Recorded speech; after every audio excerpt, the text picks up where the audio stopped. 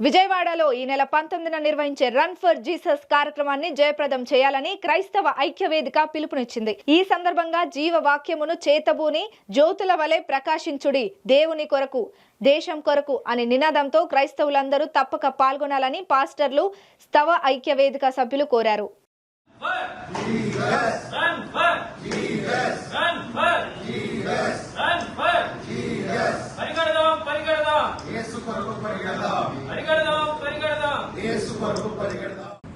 దైవం మానవ రూపంలో వస్తే ఎలా ఉంటుందో చూడాలంటే మన యేసుక్రీస్తు వారిని చూడొచ్చు. దేవదేవుడు మానవ రూపం ధరించి ఈ లోకానికి వచ్చి ఆయన ఒక మాదిరిగా జీవించి సర్వమానవాళి కొరకు ఆయన మరణించారు. అదేవిధంగా 3వ రోజున పునరుద్ధానుడై తిరిగి లేచాడు. ఆ కార్యక్రమాన్ని పురస్కరించుకుని రేపు 19వ తారీఖున రన్ ఫర్ జీసస్ అనే కార్యక్రమాన్ని నిర్వహించడం జరుగుతుంది.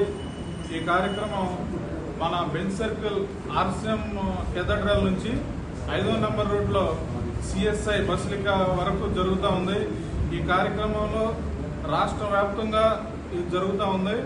అందులో భాగంగా విజయవాడలో అన్ని క్రైస్తవ సంఘాలు ఈ కార్యక్రమంలో పార్టిసిపేట్ చేస్తూ ఉన్నాయి. మరి సిఎస్ఐ చర్చ్ సైట్ బేసిలికా సిఎస్ఐ చర్చిలో ముగించబడుతుంది. కాబట్టి ప్రతి ఒక్కరూ కూడా ఈ రన్ ఫర్ జీసస్లో పాల్గొని దైవ ఆశీస్సులు పొందవలసిందిగా కోరుచున్నాం. అదే రీతిగా దీనిలో ఆర్సిఎం చర్చెస్ వారు, బ్యాప్టిస్ట్ చర్చెస్ వారు, లూథరన్ చర్చెస్ వారు, సిఎస్ఐ చర్చెస్ వారు, సాల్వేషన్ ఆఫ్ ఆర్మీ చర్చెస్ వారు కూడా పాల్గొంటారు. క్రైస్తవ ఇతరులు ఎవరైనా సరే పాల్గొనే అవకాశం ఉంది. యేసుక్రీస్తు ఎవరనే తెలుసుకునే అవకాశం ఉంది.